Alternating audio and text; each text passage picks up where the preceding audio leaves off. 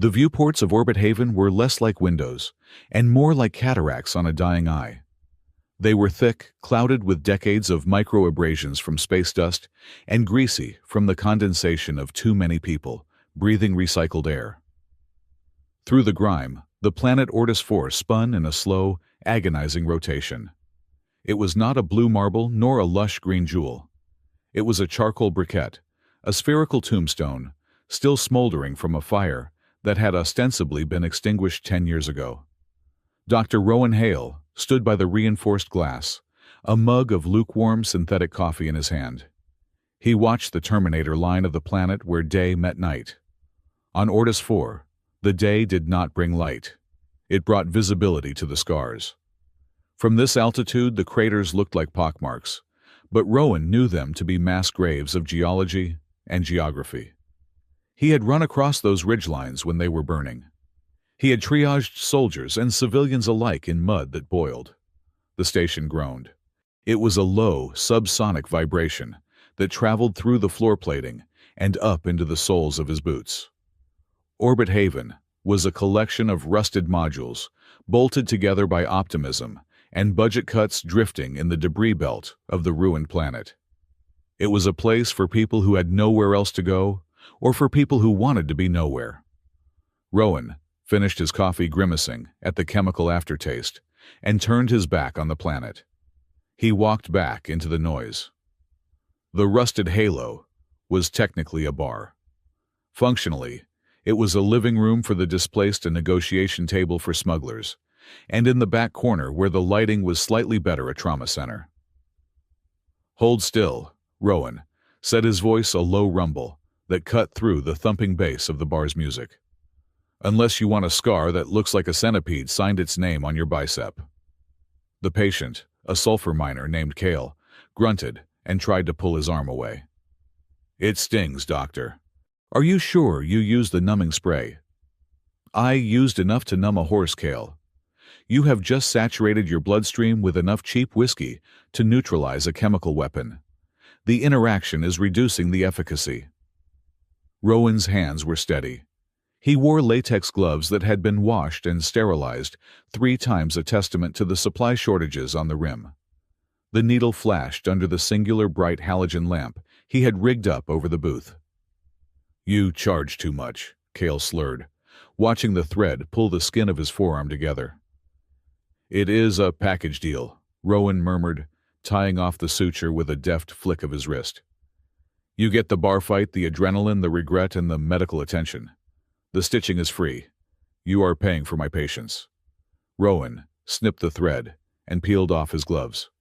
He tossed them into a biohazard bin that looked suspiciously like a modified trash can. "Keep it dry for 24 hours. If it turns green, come back. If it turns black, cut it off yourself, because I am not dealing with gangrene this week." Kale threw a credit chip onto the metal table. It clattered, spinning to a halt near a stain that had been there since the station was commissioned.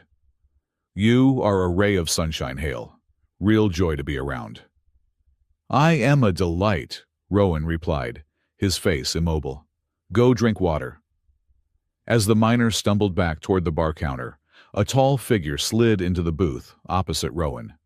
Jax Mara, the owner of the rusted halo, wiped his hands on a rag that was arguably dirtier than the table he was cleaning. Jax was a man composed entirely of sharp angles and nervous energy, the kind of person who checked the exits every time he entered a room. "Another satisfied customer," Jax said, nodding at Kale's retreating back. "You know most doctors charge extra for the bedside manner. You give the sarcasm away for free. It is bad business." Rowan picked up a scanner and began wiping it down with an alcohol pad. "I am not running a business, Jax. I am running a penance." Jax's smile faltered, just for a fraction of a second. He leaned in, lowering his voice below the roar of the crowd. "You are running a charity for idiots who cannot handle their liquor. You know, I heard a transport docked from the core systems this morning. They are looking for medical officers. Proper pay. Real equipment. Uniforms that do not smell like engine grease." Rowan did not look up from the scanner. "I like grease. It keeps the joints moving. You hate it here. Jax pressed his eyes darting to the window, where Ortis 4 loomed. You hate looking at that rock. You think I do not see you staring at it. You were down there, Rowan. You did your time. You do not have to live in the nosebleed section of the graveyard. Rowan paused. His thumb traced the edge of the scanner. The memory of the evacuation order flashed in his mind, the static-filled voice of command, telling him that the civilian transport was too heavy, that the fuel margins were too tight, that the 300 souls on board were acceptable losses. He remembered severing the comms link. He remembered staying. I was not discharged for my charming personality, Jax, Rowan said quietly. I was discharged for insubordination. The core systems do not hire doctors who prioritize patients over logistics.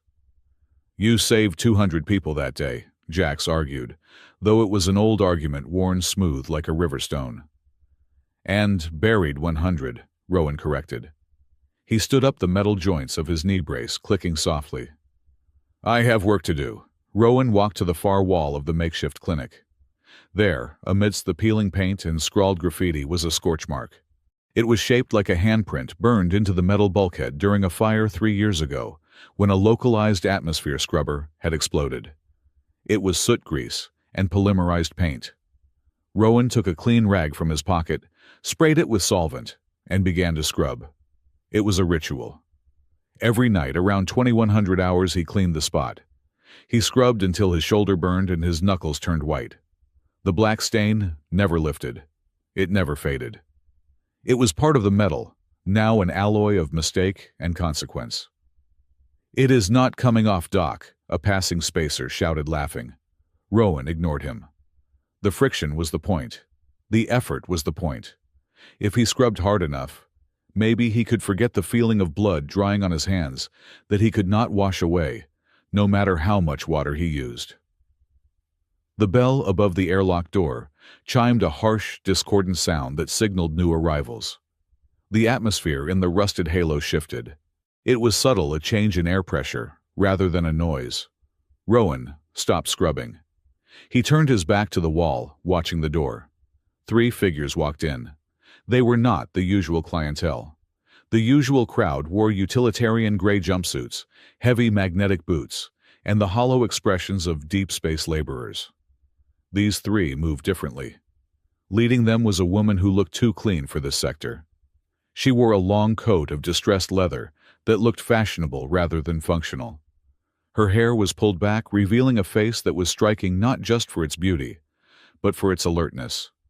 Her eyes swept the room, cataloging threats, exits, and opportunities in a single heartbeat. This was Nira Ashen. She walked with a coiled grace, her hand hovering near her hip, where a heavy wrench hung from a belt loop, though Rowan suspected the wrench was just a prop for something more lethal. Behind her, and slightly protected by her shadow, was another young woman. She was smaller, wrapped in a hooded cloak that shimmered slightly under the erratic neon lights.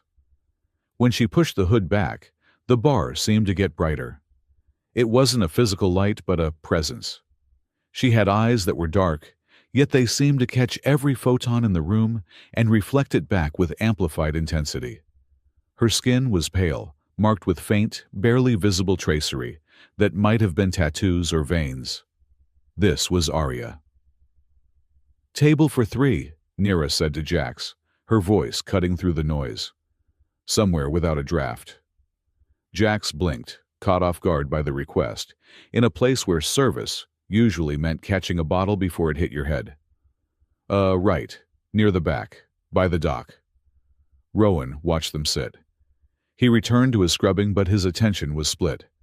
He watched Arya. She did not sit like a tourist. She sat like someone who was trying very hard to appear small, to occupy less space than she was entitled to. A small creature, a maintenance drone operator of a species. Rowan did not recognize.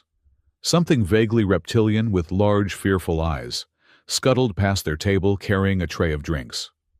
The creature bumped into the leg of a chair occupied by a massive hulking human named Vorn. Vorn was a breaker yard worker, 300 pounds of muscle, and bad temper. Vorn's drink spilled.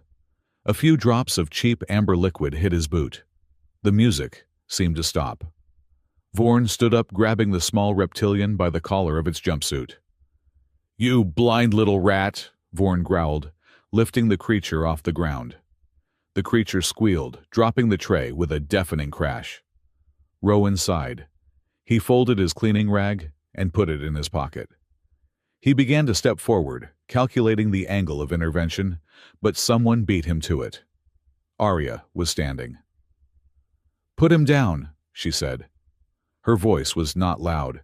It was melodic, almost playful, like a wind chime in a hurricane. Vorn turned the small creature dangling from his fist. He looked at Arya and sneered. "Sit down, girl, unless you want to be the mop I use to clean this up." Nira was already moving her hand, reaching for the wrench, but Arya held up a hand to stop her. Arya took a step forward, a smile playing on her lips. It was a dangerous smile. "Oh, I am terrible at cleaning," she said. "I usually just make a bigger mess. But he," she pointed to the creature, "is working. And you are just taking up space and oxygen, both of which are expensive on this station." The bar went silent. No one spoke to Vorn like that, not if they wanted to keep their teeth. Vorn dropped the creature, who scrambled away under a table. He turned his full bulk toward Arya. "You got a sharp tongue. Let us see if it still works when your jaw is wired shut." He lunged. It was a clumsy move telegraphed from a mile away. Nira moved to intercept, but Arya was faster. She sidestepped with a fluidity that defied gravity, sticking out a foot. Vorn tripped, crashing into a table of card players. Chaos erupted. It was the classic kinetic chain reaction of a bar fight. The card players punched Vorn. Vorn's friends punched the card players. A bottle flew across the room and shattered against the jukebox. Jax was screaming about his insurance premiums. "Stay close," Nira shouted, grabbing Arya's arm. "We are leaving." "Not yet," Arya laughed. She was actually laughing. She ducked under a flying stool, her eyes bright. She grabbed a terrified patron and shoved him behind the bar for safety. "Get down," Rowan watched from the edge of the fray. He was not a brawler. He was a surgeon. He looked for the damage before it happened. He saw the bottle before anyone else did. A man was swinging a jagged, broken bottle of spirits, aiming for Nira's back. Arya saw it too. She did not shout. She threw herself between Nira and the attacker. The glass connected. It was a wet, tearing sound that Rowan knew too well. The jagged glass sliced across Arya's side, tearing through the cloak and the tunic beneath. The force of the blow sent her spinning. She lost her footing on the slick, alcohol-drenched floor. Her head cracked against the corner of a steel table. The sound was sickeningly loud. A dull, heavy thud of bone on metal. Arya crumpled. She hit the floor and did not move. "Arya!" Nira roared, spinning around, her wrench finally in hand. She struck the attacker with a brutal, efficient blow to the solar plexus, dropping him instantly. But the mob was still surging. They were pressing in a mindless organism of violence. Nira stood over Arya, snarling like a cornered wolf, but there were too many of them. "Enough!" The voice was not a shout. It was a command. It was the voice Rowan had used when the orbital bombardment began, the voice that cut through panic and demanded obedience. Rowan stepped into the light. He held a high-powered medical laser cutter in his hand. Not a weapon, strictly speaking, but looking dangerous enough to give anyone pause. He triggered the pilot light, a beam of intense blue cutting through the smoke. "The next person who moves," Rowan said, his voice flat and terrifyingly calm, "will receive an emergency amputation, without anesthesia." The circle widened. Vorn, who was climbing back to his feet, looked at the laser, then at Rowan's dead eyes, and sat back down. "Clear the floor," Rowan ordered. He holstered the laser and knelt beside Arya. Nira looked ready to kill him, her muscles coiled. "Do not touch her," Nira hissed. "She has a laceration to the intercostal muscles and a probable concussion," Rowan said, not looking at Nira. He checked Arya's pupils, unequal, sluggish. She is bleeding out on a floor covered in spilt gin and rat droppings. You can play bodyguard or you can let me save her life. Choose. You have 5 seconds. Nira hesitated, her eyes darting from Arya's pale face to Rowan's hands. She saw the competence there. She saw the lack of fear. If she dies, Nira whispered, I will dismantle this station bolt by bolt. Get in line, Rowan muttered. He scooped Arya up in his arms. She was lighter than he expected, fragile like a hollow-boned bird. Jax, keep the animals out. I am locking down the bay. He carried her into the back room, kicking the door shut behind him and engaging the magnetic lock. The roar of the bar was instantly muffled, replaced by the hum of the air recyclers. He laid her on the surgical table. The harsh white light washed over her. Now, without the shadows of the bar, the damage was clear. A 6-inch gash ran along her right side, just below the ribs. Blood was soaking through her clothes. Rowan grabbed a pair of trauma shears and cut away the fabric. Okay, he breathed, shifting into the zone. Let us see what we have. He reached for a pressure pad to staunch the flow, but as his hands neared the wound, he stopped. The blood was not right. It was red, yes, but it possessed an internal luminosity. It glowed with a faint, pulsing phosphorescence, like embers dying in a fire. And the rhythm. Rowan glanced at the cardiac monitor he had slapped onto her chest. Thump, thump, thump, thump. It was slow. Too slow for a human in shock. And there was a resonance to it. As he watched, the lights in the clinic flickered in perfect sync with her heartbeat. The hum of the station's gravity generator seemed to pitch up and down, matching the diastole and systole of the girl on the table. What are you? Rowan whispered. He had seen mutated DNA from radiation zones.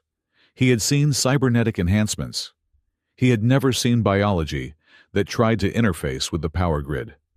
He shook his head. Physiology later. Hemostasis now. He pressed the pad against the wound. The light from her blood seemed to flare around his fingers, warm, but not burning. It tingled, a sensation like static electricity running up his arms. Rowan clamped the vessel. He reached for the dermal regenerator, focused entirely on the mechanics of repair. Tissue, fascia, skin. The layers of life. Suddenly a hand grabbed his wrist. It was not a weak, fluttering grip. It was iron. Rowan looked up. Arya's eyes were open. The pupils had blown wide, swallowing the irises, looking like 2 windows into deep space. The faint tracery on her skin was glowing now, shifting patterns that looked like star charts moving across her face. She did not look afraid. She did not look like a girl who had just been knocked unconscious. She looked ancient. "Doctor," she said. Her voice had changed. It was no longer the playful tone from the bar. It carried a weight, a resonance that vibrated in Rowan's teeth. "You have a concussion," Rowan said, trying to pull his wrist free. He could not. "Lie still. I am closing the wound." "You have steady hands," she observed, ignoring his command. She looked at his hand, pressing the bloody pad against her side. She looked at the blood glowing between his fingers. "You are not afraid of the light." "I am afraid of infection," Rowan snapped, his patience fraying under the strangeness of the moment. "And I am afraid of you dying on my table because that woman outside will undoubtedly murder me." "Now release my arm," Arya smiled. It was a smile that was simultaneously mischievous and terrifyingly solemn. "Do you know what you are holding, human?" she asked softly. "Do you know you are touching the heir to the Galactic Throne?" Rowan froze. The Galactic Throne. The myth. The ghost story spacers told each other. The idea that there were beings out there who did not just travel the stars, but listen to them. Beings who kept the energy storms from ripping the galaxy apart. He looked at the girl. He looked at the glowing blood. He looked at the station lights pulsing in time with her breath. Logic fought against instinct. His medical training screamed hallucination, delusional disorder, bioluminescent pathogen. His gut screamed truth. He pulled his hand free, this time with force. He grabbed the needle driver and a packet of synthetic sutures. If anyone in this bar is an heir to anything, Rowan said, his voice dripping with defensive sarcasm, then I am the Emperor of gauze and antiseptic. He pierced the skin with the needle, starting the first stitch. You are bleeding. You are breakable. That makes you my patient. I do not care if you own the stars or just rent them. You are going to need 3 stitches and a tetanus shot. Arya watched him. The glow on her skin faded slightly, returning to a human norm, but the amusement in her eyes remained. You do not believe me. I believe in what I can suture, Rowan muttered. Now stop talking. You are increasing your intracranial pressure. You felt it, though, she whispered. When you touched the blood. You felt the hum. Rowan did not answer.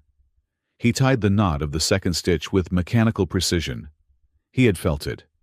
He felt it like a memory of something he had never experienced, a sense of vastness, of a storm waiting to break.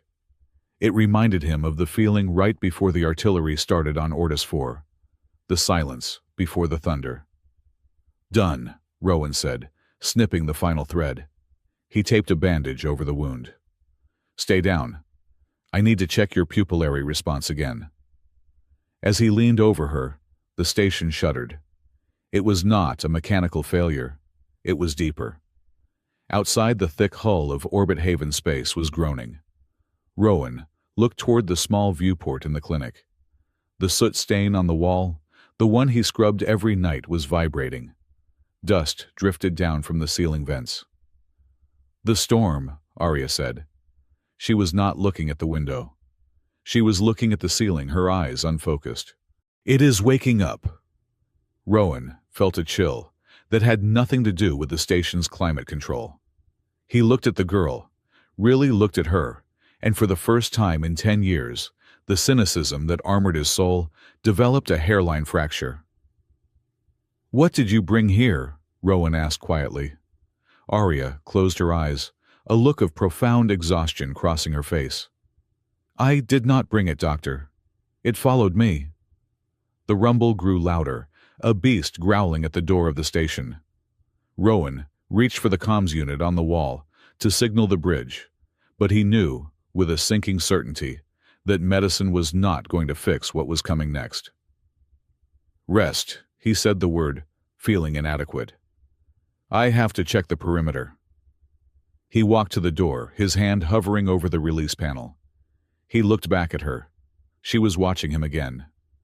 Rowan, she said. He paused. He had not told her his name. Do not scrub the wall tonight, she said softly.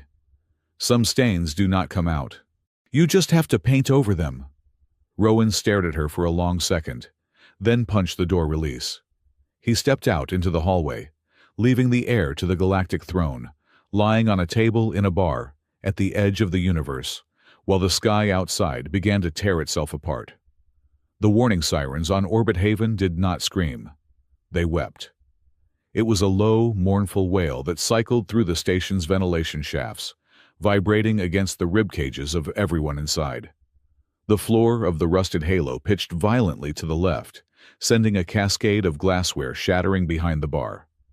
Jax Mara was already moving his lanky frame, surprisingly agile, as he vaulted over the counter.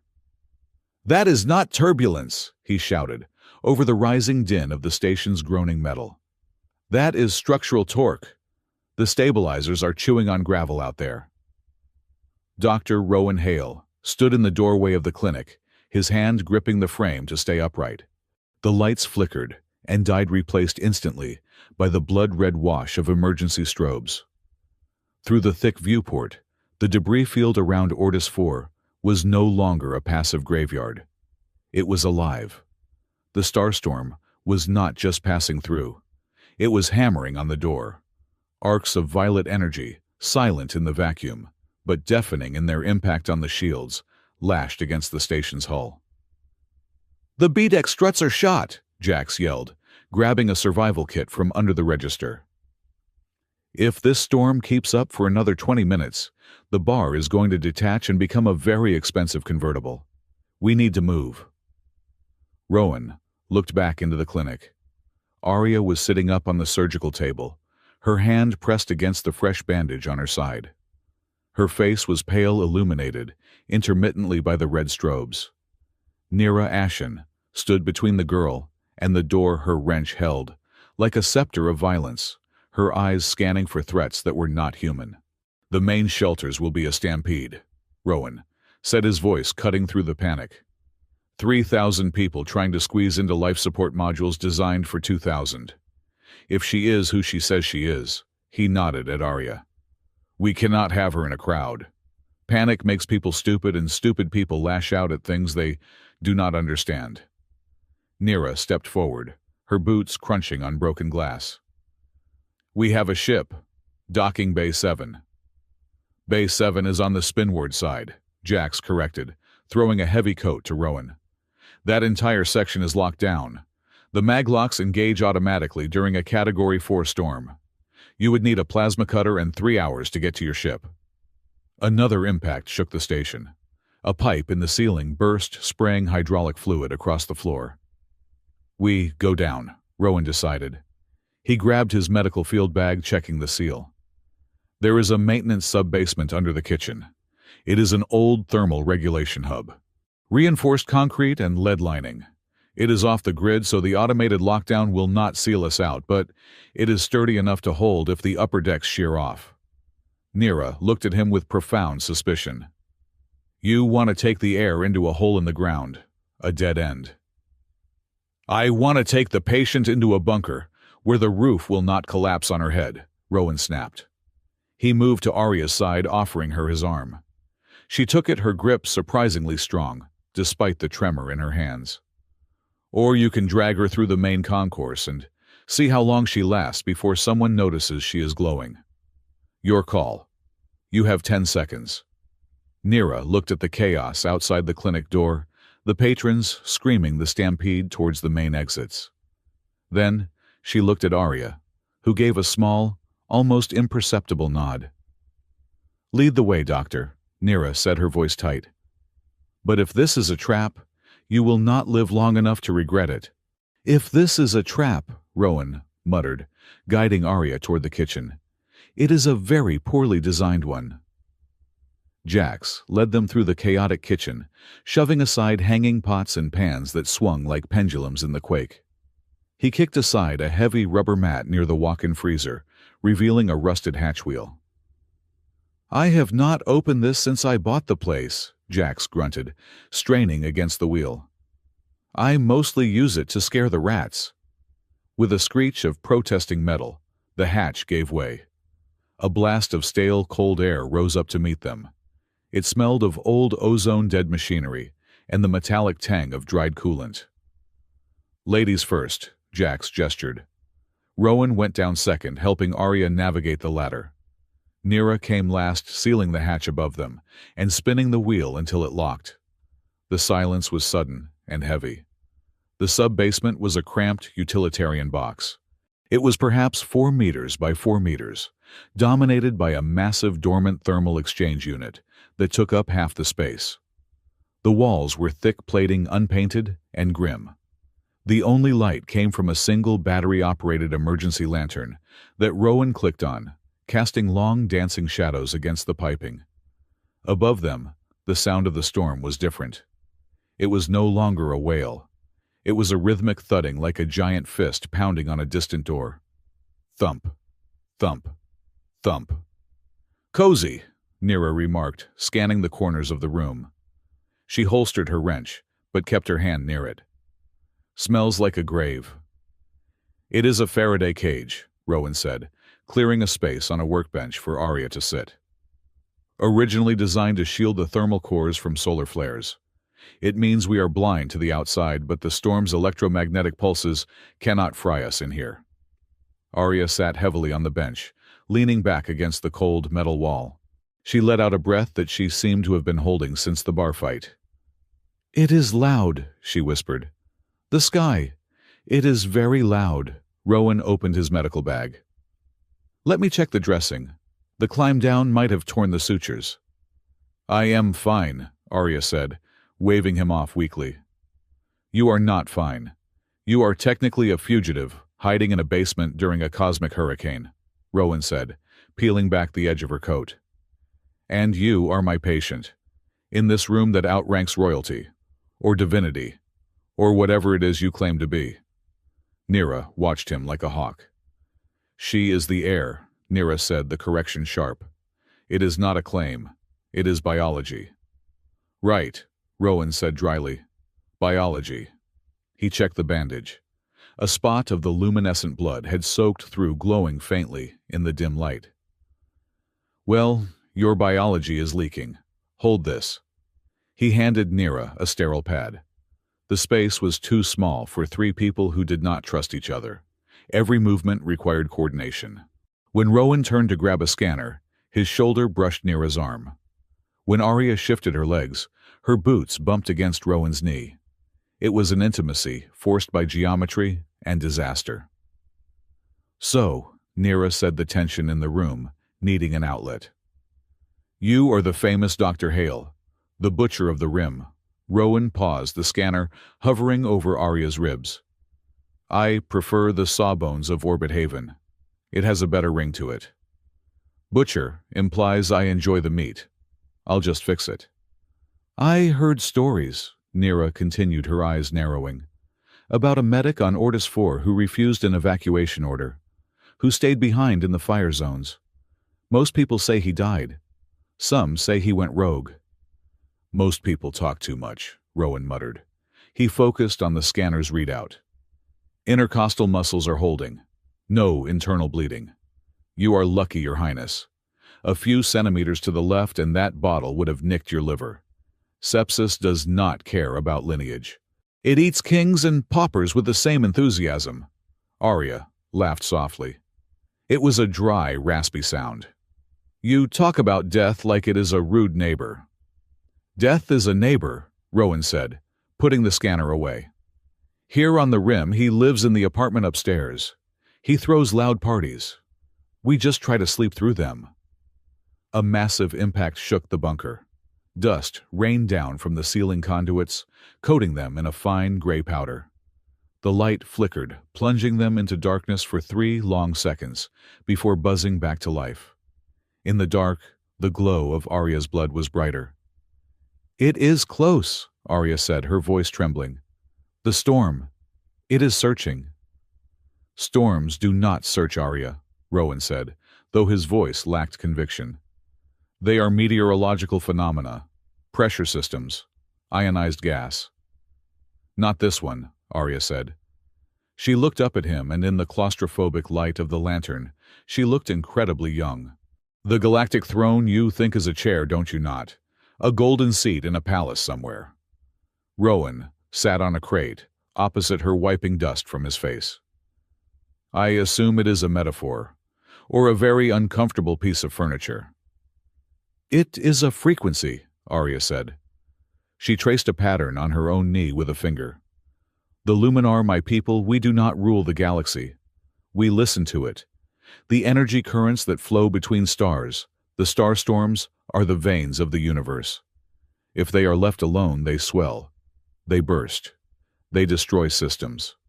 She looked at the ceiling, as if she could see through the meters of concrete and steel to the chaos above. The throne is the focal point. It is a person. One person who opens their mind and body to become a conductor. We take the excess energy. We sing it back to sleep. We steer the storms away from inhabited worlds. Sounds like a terrible job, Rowan said. No holidays. High stress. It kills us, Arya said simply. The bluntness of the statement sucked the air out of the room. Nira looked away, her jaw tightening. My uncle, Arya continued, her voice dropping to a whisper. He was the heir before me. He was strong, stronger than I will ever be. But there was a cascade failure in the Vega sector. 3 storms converging at once. He tried to hold them all. He tried to save the mining colonies, the transit lanes, the garden worlds. He would not let any of them go. She shuddered. I was there. I was part of the circle. I saw what happened when the energy became too much. He did not die. He unraveled. He became part of the fire. He burned until there was nothing left but a shadow on the floor. Rowan looked at the soot stain on his own hands, the grime of the station. He thought of the handprint on the wall of the bar upstairs. "So you ran," Rowan said. It was not an accusation. "I did not want to be fuel," Arya confessed, tears welling in her luminous eyes. "I looked at the throne and I did not see a duty. I saw an execution chamber. I thought if I hide, maybe the storms will calm down. Maybe they will find a balance on their own." "But they did not," Nira said softly. "They followed you. Because you are the heir. You are the magnet." "I am a coward," Arya corrected. "I am hiding in a basement while people upstairs are terrified because I am afraid of burning." Rowan leaned forward. The space between them felt charged heavy with the confession. "You are not a coward," Rowan said. "You are just bad at math." Arya blinked. "Math." Rowan rubbed his face with his hands. "Ordis 4. 10 years ago, I was the chief medical officer for the 7th Forward Battalion. We were pinned down in a valley. The enemy, it does not matter who they were, was shelling us with plasma mortars. We had 300 wounded, civilians, refugees who had just been in the wrong place." He looked at his hands. "Command sent a dropship. 1. It had capacity for 100. The pilot told me I had to choose. Triage protocols. Take the ones likely to survive. Leave the critical cases. Leave the ones who would slow us down." "Acceptable losses," Nira murmured. It was a phrase every soldier knew. "That is what the colonel said over the comms," Rowan nodded. "Doctor, calculate the acceptable losses and lift off." Rowan looked up, locking eyes with Arya. "I looked at the people in the mud. A woman holding a child with a crushed leg. An old man who had lost his eyes but was still trying to comfort his wife. I did the math, and the result was 0. 0 was the only acceptable number of people to leave behind." "So what did you do?" Arya asked, breathless. "I told the pilot to take off without me," Rowan said. "I stayed. I loaded as many as I could into the caves. We spent 3 weeks in the dark rationing water, stitching wounds with fishing line. I kept them alive. Not all of them. But enough." "And when will they found you?" "They court-martialed me," Rowan gave a grim smile. "For misuse of military assets and disobeying a direct order. They stripped my rank. They kicked me out. Because I broke the equation. I refused to let people be numbers." Silence descended on the bunker again, but the quality of it had changed. It was no longer the silence of strangers. It was the silence of shared scars. "You ran because you did not want to be a sacrifice," Rowan said to Arya. "I stayed because I did not want to make a sacrifice. We are scared of the same thing, Arya. We are scared of the power that demands we trade lives like currency." Arya looked at him, and for the first time the ancient weight in her eyes seemed to lift, replaced by something warmer. "You stayed," she repeated. "You stayed in the mud." "It was very sticky mud," Rowan deflected, uncomfortable with the awe in her voice. Nira snorted, shifting her position against the wall. "Look at you two, bonding over trauma. It is adorable. Should I braid your hair now? Or should we talk about the fact that the ceiling is cracking?" She pointed upwards. A hairline fracture had appeared in the concrete above the thermal unit. Dust was trickling down in a steady stream. "She is right," Rowan said, standing up and checking the structural supports. "The vibration is getting worse. If the station takes a direct hit, this bunker becomes a tomb." "Aaron will be looking for us," Nira said, her voice dropping the humor. "If the storm is this bad, the Luminar fleet will be closed. They track the disturbances." "Aaron?" Rowan asked. "A fanatic," Nira spat the word. "He believes the heir belongs to the universe, not to herself. He thinks human contamination weakens the bond. If he finds us, he will not care about your triage protocols, Doctor. He will burn this station to get her back to the throne." "Sounds like a charmer," Rowan said. Why is he not the heir? He does not have the spark, Arya said quietly. He has the will, but not the capacity. He is jealous, and he is afraid.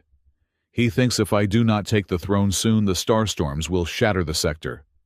And he is probably right. So we have a cosmic storm trying to crush us, a fanatic, trying to kidnap you, and a station that is falling apart, Rowan summarized. Tuesday is usually my bingo night, but this is exciting too. Suddenly, the world turned sideways. A deafening crack echoed through the bunker. The entire station listed violently. The emergency lantern slid off the crate and smashed against the wall, plunging them into total darkness. Debris rained down. A heavy chunk of concrete struck Rowan's shoulder, sending him staggering to his knees. "Rowan!" Arya cried out. "I am fine!" he shouted back, though his arm went numb. "Get under the workbench, both of you." The sound was overwhelming now. The screech of tearing metal. The roar of atmosphere venting somewhere above them. The bunker was compressing. The walls were groaning under millions of tons of pressure. "It is going to collapse!" Nira yelled, her voice edged with rare panic. She grabbed Arya, trying to shield her body with her own. "No," Arya whispered. In the darkness, a light began to bloom. It started at Arya's chest, a soft, pulsating brilliance that shone through her tunic. It spread to her hands, then her face. The intricate patterns on her skin flared into blinding white existence. She pulled away from Nira. She stood up in the center of the shaking room. "Arya, get down!" Rowan roared, trying to reach her. "I can hear it," Arya said. Her voice was distorted, layered with a harmonic resonance that vibrated in Rowan's bones. "It is hurting. The metal. The stone. It is screaming." She raised her hands. She did not look like a girl anymore. She looked like a star trapped in a human shape. She placed her palms against the buckling metal wall of the bunker. "Be still," she commanded. It was not a request. It was an imposition of will upon reality. Rowan watched stunned as the light flowed from her hands into the rusted steel. The light spread like veins of gold racing up the walls, across the ceiling, into the cracks of the concrete. Where the light touched, the shaking stopped. The screeching metal went silent. The dust suspended in the air froze. For a heartbeat, the bunker was the eye of the hurricane. The violence of the storm was held at bay by a sheer wall of luminous will. Arya gasped, her back arching. The effort was visibly tearing at her. The light in her veins pulsed dangerously fast. She is shorting out, Rowan realized. He scrambled forward, ignoring the pain in his shoulder. He grabbed Nira. "She cannot hold the whole station. She is trying to lift a mountain." "Stop her!" Nira yelled. Rowan lunged for Arya. He did not grab her arms. He grabbed her face, forcing her to look at him. "Arya, look at me!" he shouted, over the hum of energy. "Look at me, focus on here. Just this room. Do not save the station, just save the room." Arya's eyes were white voids. She was lost in the connection. "Orders 4!" Rowan yelled, desperate. "Think of the mud, 0 acceptable losses. Just us. Keep us alive." Something flickered in her eyes. The pupils returned pinpricks in the white. She saw him. She saw the fear in his face, not for himself, but for her. She exhaled a sound like a collapsing star. The blinding light retracted, pulling back from the far reaches of the station structure, condensing, until it just reinforced the walls of their tiny box. The shaking returned, but it was distant. The bunker held. Arya collapsed. Rowan caught her before she hit the floor, sliding down with her, until they were both sitting against the thermal unit. The light faded from her skin, leaving her looking gray and small. Nira clicked on a backup flashlight, a small penlight from her belt. The beam cut through the dust. "Is she breathing?" Nira demanded, crawling over. Rowan checked her pulse. It was erratic, thumping like a drum dropped down a flight of stairs. "Barely." She exhausted herself. Rowan looked up at the ceiling. The golden veins of energy had faded, but the cracks were sealed, fused. She had welded the room together with her mind. "She is the heir," Rowan said, the final doubt vanishing from his mind. "And that storm up there, it knows exactly where she is." Nira wiped blood from a cut on her forehead. "We cannot stay here. If she passes out completely, the shield goes, and the storm will finish the job." "We need help," Rowan said. He looked at the unconscious girl in his arms. He hated what he was about to say. It went against every survival instinct he had honed in the last 10 years. "We need someone who knows how to stabilize her energy. I can fix her body, but I cannot fix that." Nira stiffened. "You mean the Luminar?" "I mean the people who built the machine she is trying to pilot," Rowan said. "If we call them, Aaron comes. If we do not call them, the station breaks apart and we all die." Rowan reached into Arya's pocket. He felt the cold metal of the device she had shown him earlier, the beacon. He held it up. It was a simple cylinder of obsidian glass. "If I turn this on," Rowan said, "I am inviting a fanatic and an alien fleet to my doorstep." "He will try to take her," Nira warned, her hand drifting to her wrench. "Let him try," Rowan said. His voice was cold, the voice of the man who had stayed in the mud. "But right now she needs a hospital that I cannot provide. And Orbit Haven needs the storm to stop." Rowan looked at the beacon. He thought of Jax upstairs, probably trying to save his liquor bottles. He thought of the miners, the refugees, the people who were just acceptable losses to the universe. "This ends the neutrality," Rowan said. "Once we light this, we are in the war." Nira looked at Arya, then at Rowan. She nodded slowly. "Light it." Rowan twisted the obsidian cylinder. A piercing, silent signal blasted out from the device, powerful enough to be felt in their teeth. It punched through the Faraday cage, through the rock, and metal, screaming into the void. Here. The air is here. Above them, the rhythm of the storm changed. It paused. And then a new sound began. Not the chaotic thumping of the storm, but the deep, resonant hum of a massive engine entering the atmosphere. "They are here," Rowan said, gripping Arya's hand. "Get ready to fight." The bunker was no longer a hiding place. It was a waiting room. And the doctor was about to have a very difficult conversation with the family. The silence that followed the activation of the beacon was not the absence of sound. It was the absence of air.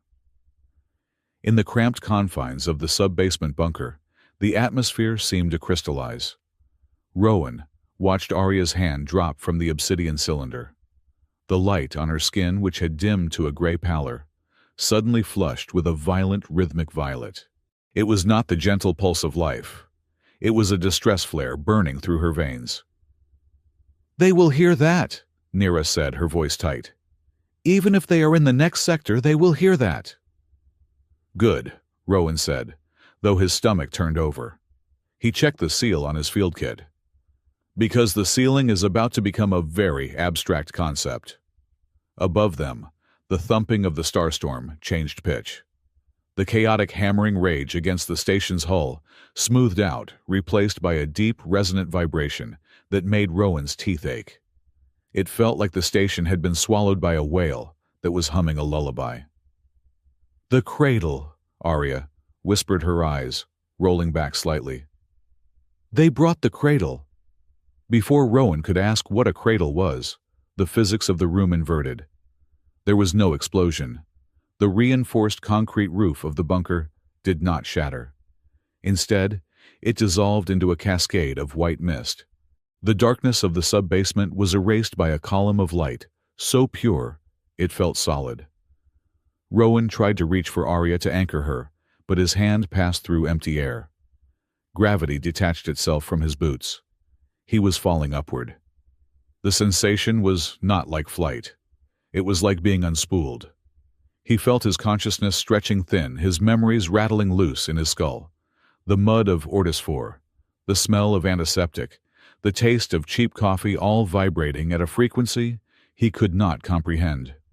Then, just as suddenly, he was solid again. Rowan hit the floor. It was soft-yielding material that felt like warm moss, but looked like polished marble. He gasped, his lungs fighting to accept air that smelled of ozone and petrichor, the scent of rain on dry earth. He scrambled to his feet, his combat instincts screaming threat assessment, but there were no corners to check. The room was a sphere. The walls were translucent, shifting with pearlescent colors, soft pinks, deep indigos, and veins of gold that pulsed like arteries.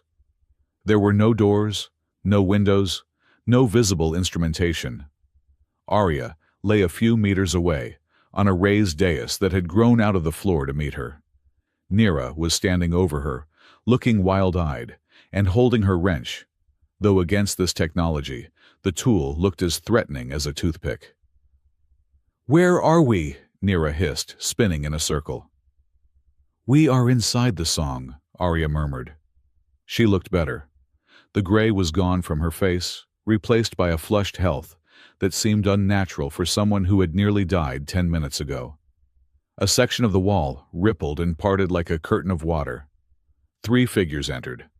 They were tall, slender, and moved with a fluidity that made human walking look like stumbling. They wore robes that seemed woven from the same light as the walls. The leader was an elderly woman, or at least she carried the gravity of age. Her skin was like parchment, etched with lines of light that did not glow, but shimmered. Her eyes were entirely black, filled with distant stars. "Elder Sarah," Arya breathed, trying to sit up. The woman raised a hand. "Peace, child of the throne. Gravity is still reacquainting itself with your bones." Elder Sarah glided, there was no other word for it, to the dais. She ignored Nira's raised wrench completely. She looked at Rowan. "You are the human physician," Sarah said. Her voice was melodic, a multi-tonal chord that seemed to bypass the ears and resonate directly in the chest. "Dr. Rowan Hale," he corrected his voice, sounding harsh and flat in this acoustic perfection. "And if you are going to abduct my patient, you could have at least let me finish the neurological exam." Sarah smiled. It was a terrifyingly gentle smile. "We did not abduct you, doctor. You rang the bell. We merely opened the door." She placed a long, cool finger on Arya's bandage. The dressing Rowan had applied was dirty, with soot and dried blood. "Primitive," Sarah observed. "Cotton fibers, chemical adhesive, barbaric." "It stopped the bleeding," Rowan said defensively. "And the stitches are silk, high tensile strength. I tied them myself." Sarah peeled back the bandage. The wound was already knitting together, accelerated by the ship's ambient energy, but the black thread of Rowan's sutures was stark against the glowing skin. "The tension is adequate," Sarah admitted, tilting her head. "The spacing is mathematical. You sew like a machine human. But the tissue remembers the needle. It is trauma on top of trauma." "Whether you are human or air," Rowan said, crossing his arms to hide the tremor in his hands, "tissue heals the same way. It needs edges to meet. I provided the meeting point. The rest is biology." "Or destiny," a new voice cut in. The wall rippled again. A male luminar stepped through. He was younger than Sarah, perhaps Rowan's age in human terms, but his presence was colder. His robes were stiff, dark blue and high-collared. His face was sharp, angular, and possessed a symmetry that was painful to look at. "Aaron," Arya said. Her voice lost its warmth. Aaron Vale did not look at Arya. He looked at Rowan. It was the look a scientist gives a contaminant in a petri dish. "The storm has receded from the immediate vicinity of the station," Aaron announced. "But the instability remains. The throne is agitated." He walked toward Rowan, stopping just outside striking distance. "Why are you here, human?" "I was dragged," Rowan said. "Literally. Ask your transporter chief." "You touched the air," Aaron said. It was not a question. "We scanned her biometric history upon intake. Your DNA is on her skin. Your chemical signature is in her wound." "I am a doctor," Rowan said, stepping forward, refusing to be cowed by the tall alien. Touching people is the job description. Usually followed by washing my hands, which I have not had a chance to do since you beamed us into this giant lava lamp. Erin's eyes narrowed. The air is sacred. Her resonance must be pure. Human emotions are chaotic, loud, sticky. You muddy the water. Erin, Elder Sarah warned softly. He needs to answer, Erin insisted, turning to Arya. Why did you break the oath? Why did you activate the beacon on a human station? We are forbidden to interfere.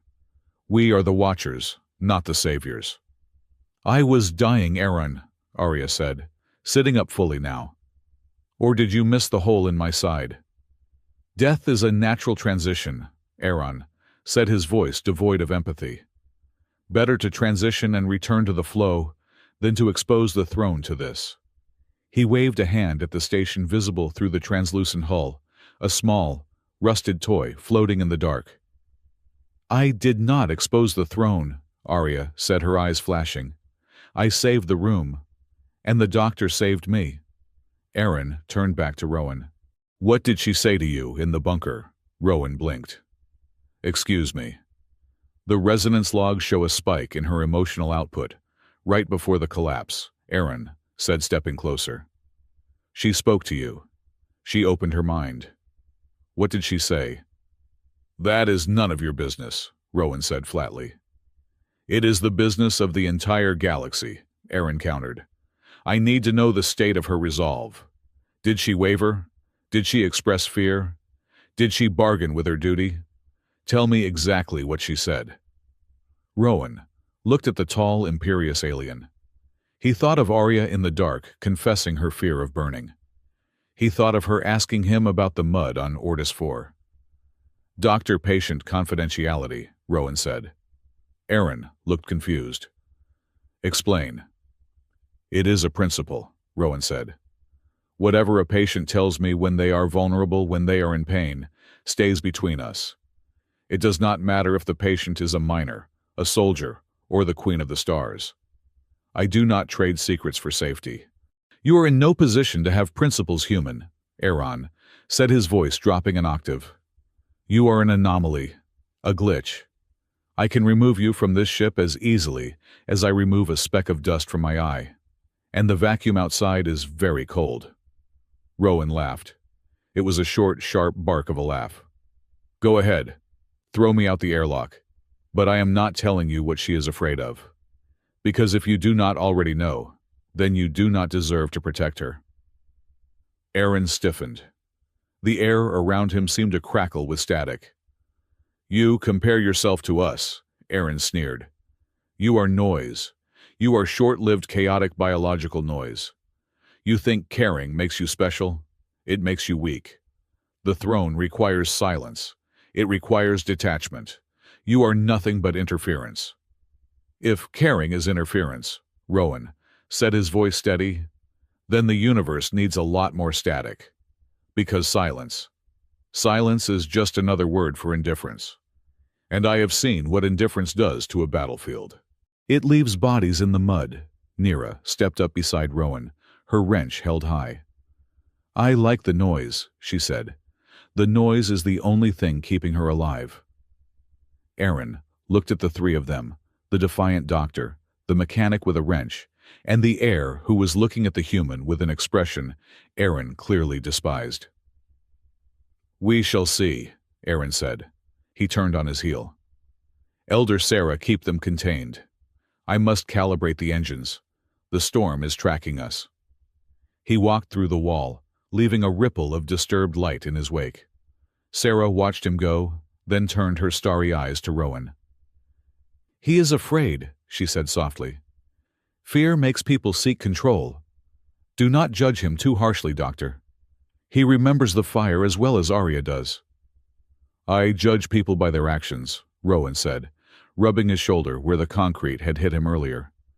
And his actions say he wants a statue, not a person. Rest, Sarah said. The floor shifted, forming 3 distinct sleeping alcoves from the soft material. We are safe here, for now. Night on the silent harmonic was a theoretical concept. The walls simply dimmed from pearlescent white, to a deep, soothing indigo. The hum of the ship lowered to a frequency that mimicked the rhythm of a deep ocean. Rowan could not sleep. He sat on the edge of the molded sleeping pod. His uniform was stiff with dried sweat, and grime feeling incredibly out of place in this pristine environment. He felt like a dirty thumbprint on a masterpiece painting. He looked across the room. Nira was asleep, snoring softly, her wrench clutched to her chest like a teddy bear. Arya was in the far pod. She was awake. She was watching him. "You should sleep," Rowan whispered. The acoustics of the room carried his voice perfectly. "I cannot," she whispered back. "It is too quiet. I miss the rattle of the station." Rowan smiled. That rattle was the sound of loose bolts and imminent structural failure. "It was the sound of people," Arya said. She sat up, wrapping her arms around her knees. "Rowan." "Yes. Thank you for not telling him." "It was not his story to hear," Rowan said. "He thinks I am broken," Arya said, "because I care about the small things. He thinks an heir should only look at the big picture. Galaxies, sectors, not one bar, not one doctor." "The big picture is made of small things," Rowan said. "You cannot paint a mural without pixels, or whatever you use, brushstrokes." "Pixels," Arya repeated, testing the word. "I like that." She looked at him, and the distance between the pods felt very short. Rowan felt a pull, a magnetic attraction that wasn't just physical. It was the recognition of a fellow survivor. She was a godling, scared of her power. He was a healer, scared of his past. They fit together like two jagged pieces of broken glass. "Sleep, Arya," Rowan said gently. "I am right here. I am not going anywhere. Promise." "Promise." Rowan lay back. He closed his eyes. The rhythm of the ship lulled him. For the first time in years, he did not dream of the mud. He woke up because the air pressure changed. It was subtle, a slight shift in density. Rowan opened his eyes. The room was dark blue. Nira was still snoring. A shadow was standing over his pod. It was not a silhouette.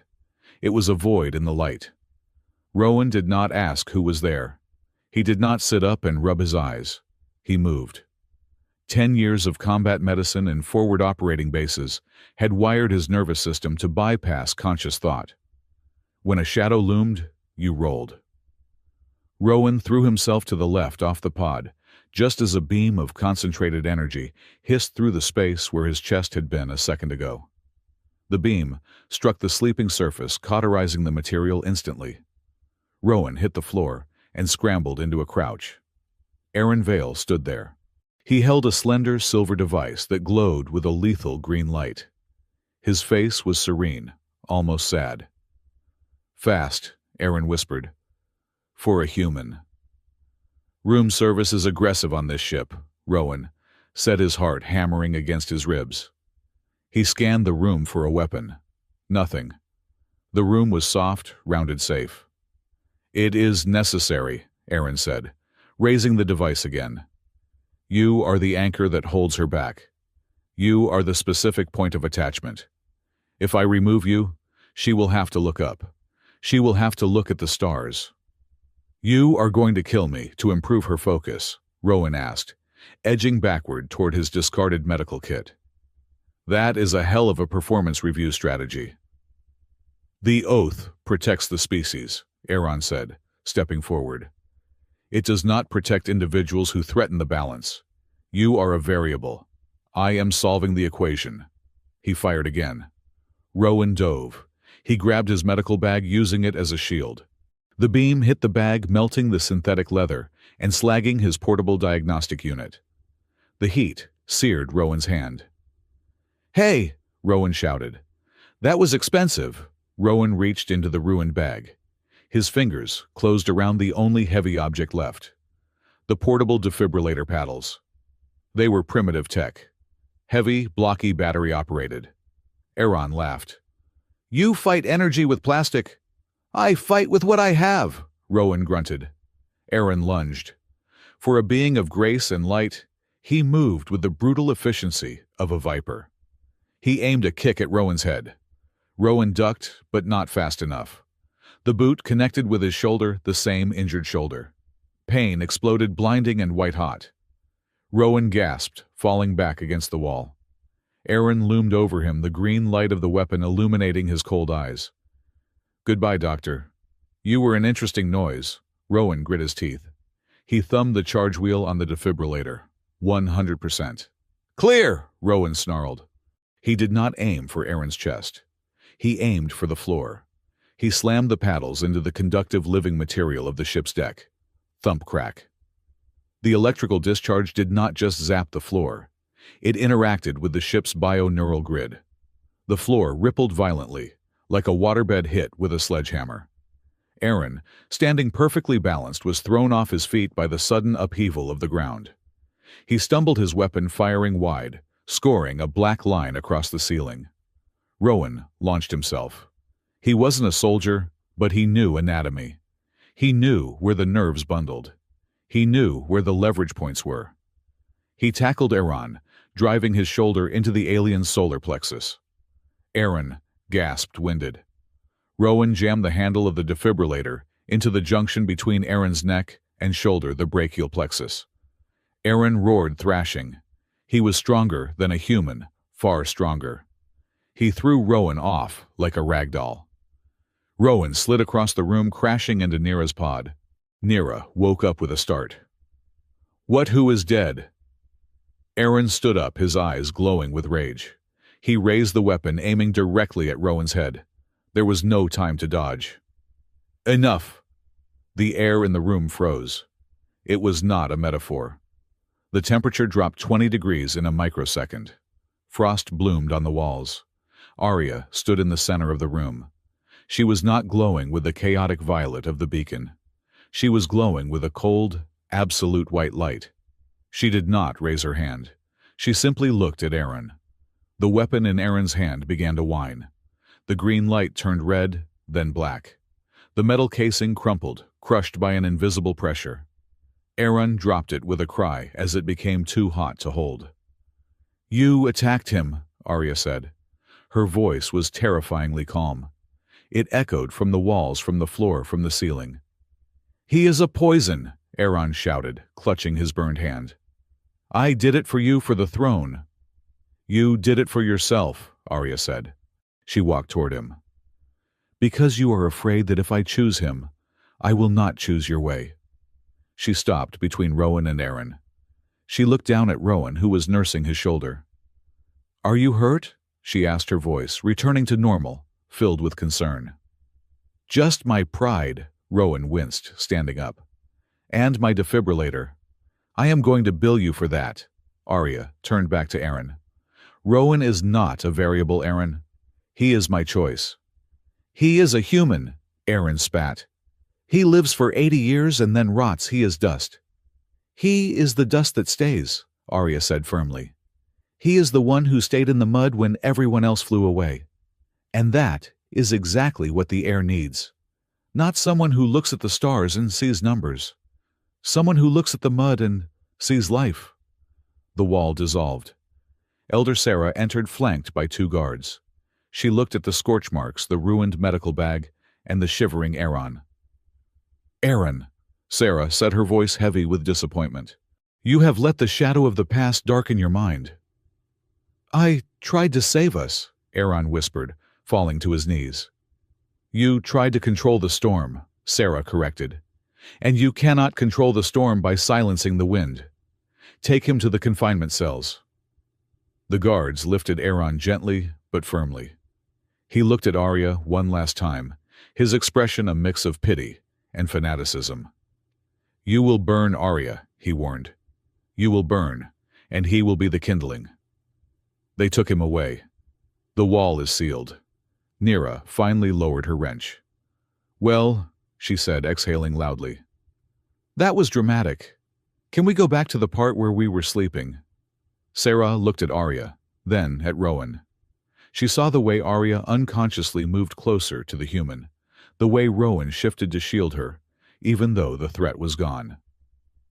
The storm is not settling, Sarah noted, looking at the ceiling. The sensors show the turbulence around Ortis 4 is increasing. The local reality is fracturing. Why? Arya asked. I am here. I am safe. Because you are not where you are supposed to be, Sarah said enigmatically. You are safe, yes, but you are not whole. The universe knows when the heir is hiding. Sarah walked to the center of the room. Aaron was wrong to attack, but he was right about one thing. The throne cannot wait. The Starstorm feels your hesitation, Arya. It feels your divided heart. Until you decide where you stand with the stars, or with the dust, the sky will continue to bleed. Rowan looked at Arya. She looked small again, the white fire gone. She looked terrified. I do not know how to choose, she whispered. Rowan reached out and took her hand. It was warm, human. You do not have to choose tonight, Rowan said. Tonight you just have to survive. We will figure out the rest in the morning. Sarah watched them, her starry eyes unreadable. Rest, Doctor. Rest, Heir. Tomorrow we will see if the universe permits us another day. The lights dimmed again, but this time no one slept. The silence of the ship felt heavy, pregnant with the knowledge that the real storm was not outside the hull, but inside the girl, who was holding Rowan's hand like a lifeline. The corridors of the silent harmonic did not feel like hallways in a starship. They felt like the interior of a cello. Dr. Rowan Hale walked beside Elder Sarah, his boots making no sound on the pearlescent floor. The walls curved, gently glowing, with a soft amber luminescence that pulsed in a rhythm too slow to be a heartbeat. It was a rhythm of tides of deep, tectonic shifts.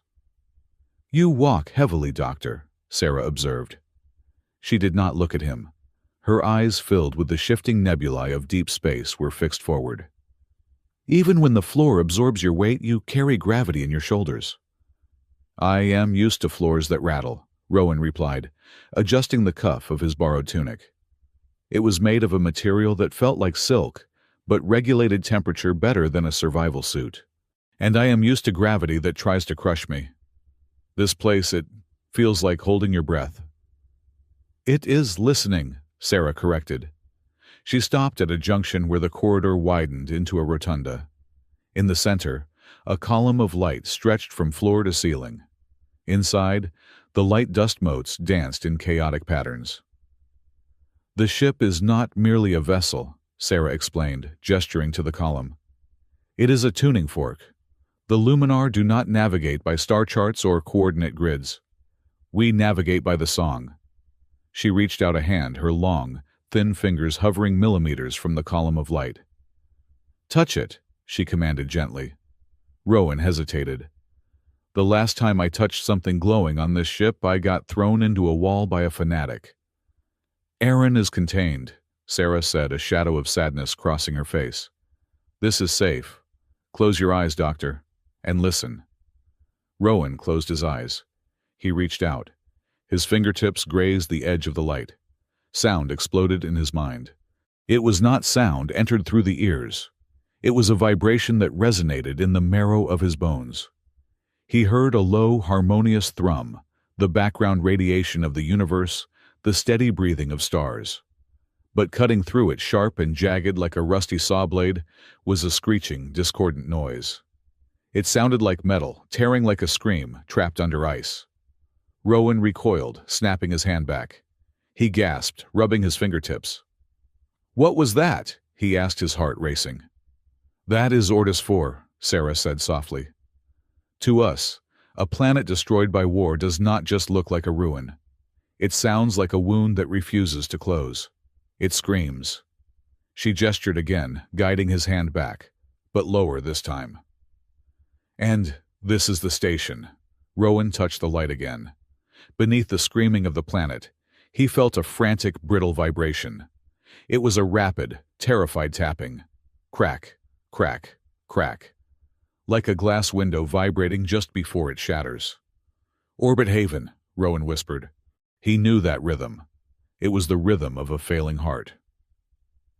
It is a dissonance, Sarah said. The starstorm outside is drawn to it. Chaos seeks chaos. The energy currents of the galaxy are like water. They flow toward the lowest point, the broken point. Your station is a crack in the dam. They resumed walking. Rowan felt a cold knot in his stomach. He had spent 10 years trying to fix broken bodies on that station, never realizing the station itself was screaming into the void. "You call it the Galactic Throne," Rowan said, trying to ground the conversation in logic. "Arya talks about it like it is a monster. You talk about it like it is a musical instrument. Which is it?" "It is both," Sarah said. They entered a lift that carried them upward without the sensation of movement. Imagine, Doctor, a lightning rod. If the rod is grounded, it channels the strike safely into the earth. If the rod is disconnected, it melts. It burns everything around it. The doors opened. They stepped onto a walkway, suspended over a vast engineering bay, or perhaps a cathedral. Below them, raw energy coiled and uncoiled, like golden serpents. "The throne is not a seat of governance," Sarah continued. "It is a physiological state. It is the moment a luminar opens their neural pathways to the universal flow. They become the lightning rod. They take the chaotic energy of the starstorms, the anger of the universe, and they filter it. They hum the discord back into harmony." "And the heir?" Rowan asked. "The heir is the one born with the capacity to hold the lightning without turning to ash," Sarah said. She stopped at the railing, looking down at the golden coils. "But capacity is not enough. There must be will, and there must be a reason to endure the pain." She turned to Rowan. "The heir before Arya, he was strong, but he tried to save the Vega sector by sheer force of will. He tried to hold back 3 storms at once. He expanded his consciousness until he lost the boundaries of his own self. He forgot where he ended, and the storm began." "He burned," Rowan said, remembering Arya's words. "He evaporated," Sarah corrected. "There was no body to bury, just a silence where a song used to be. That is why Arya runs. She believes that to sit on the throne is to commit suicide for the sake of strangers." "Is she wrong?" Rowan asked bluntly. Sarah looked at him for a long time. "Until today, I would have said no. But today, I saw a human doctor use a defibrillator on a high-ranking Luminar official to protect her. Perhaps we have been looking at the problem from the wrong angle." She pointed to a door at the far end of the walkway.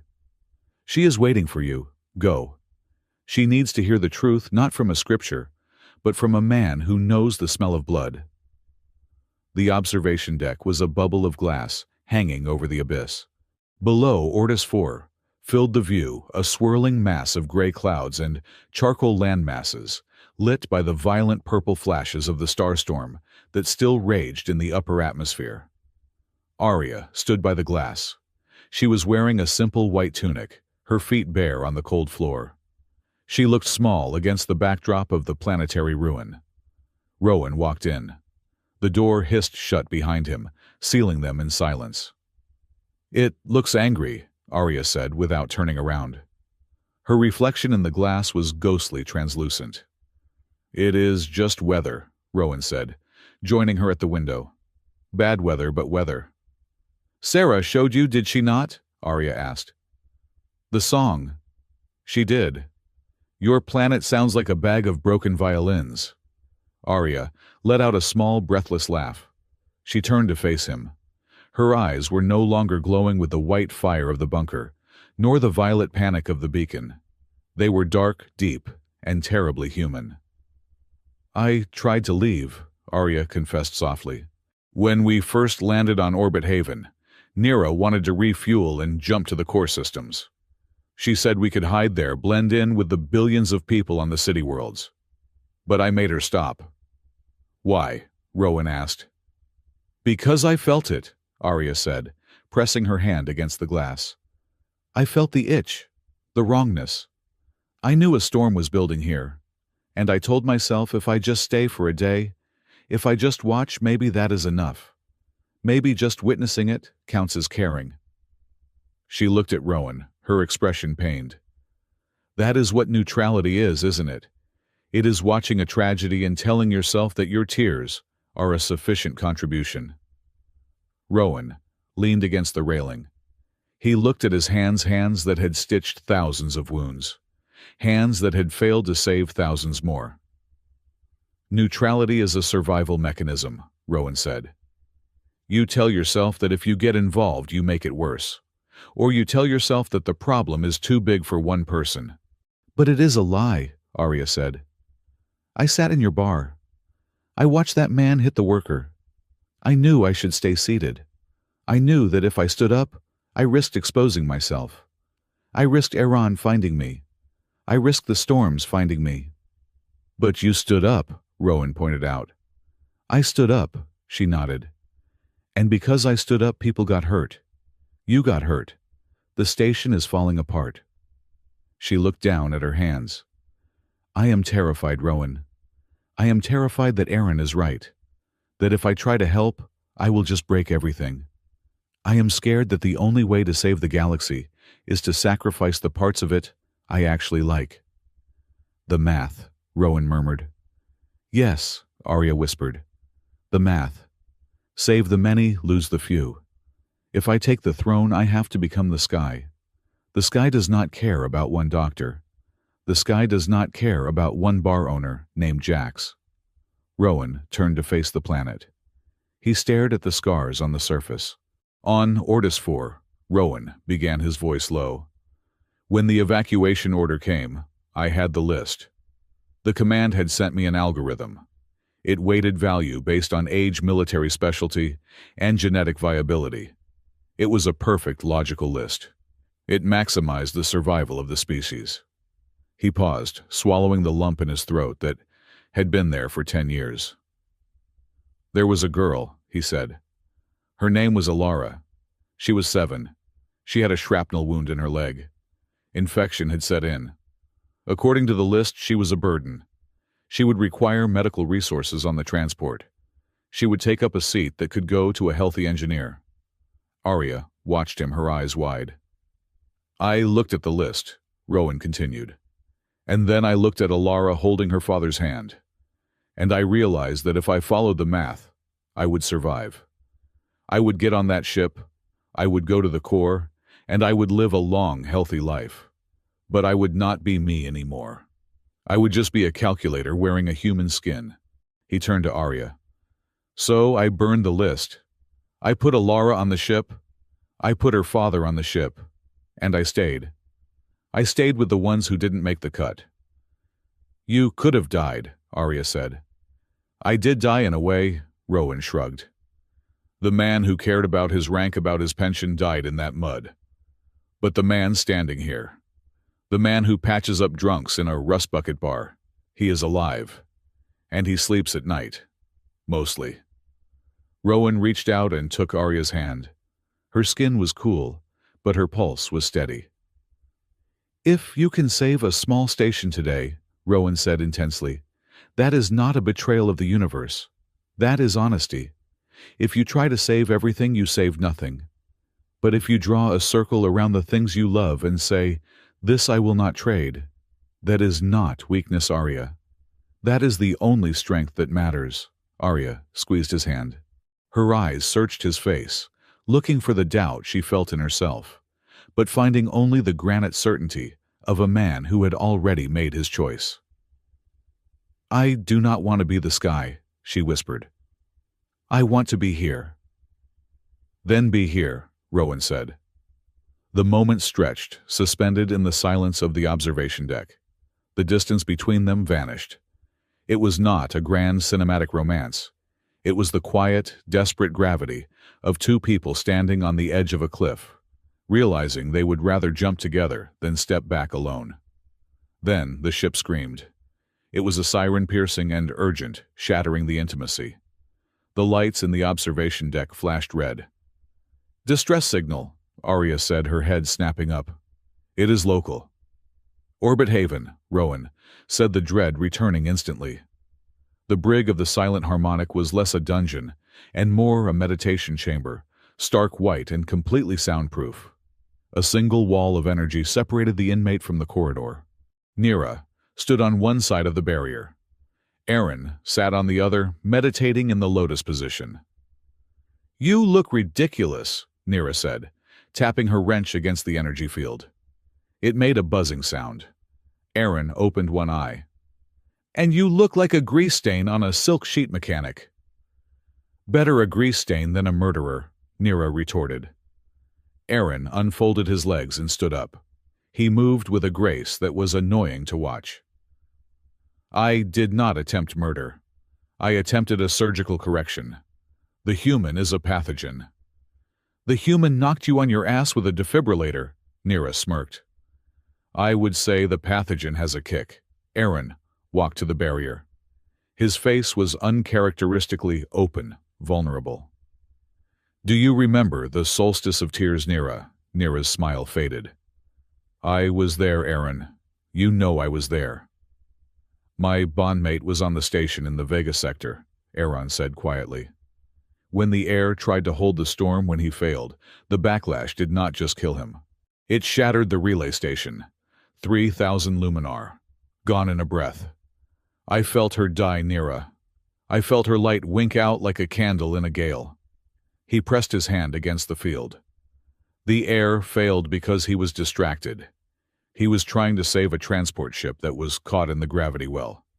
He focused so hard on that one ship that he lost control of the whole system." Aaron looked at Nira with pleading eyes. "Arya is doing the same thing. She is focusing on this human, on this dirt speck station. If she takes the throne with her heart tied to them, she will falter, and she will die. And everyone on Orbit Haven will die with her." Nira looked at the floor. She gripped her wrench tighter. "So what is the alternative? Aaron A, heartless Air A machine that balances the stars, but feels nothing for the people living under them." "Safety," Aaron said. "Order. Survival." "No," Nira said, looking up. "That is just a slower death. The air needs a break, Aaron, not a cage. She needs someone who can tell her when to stop.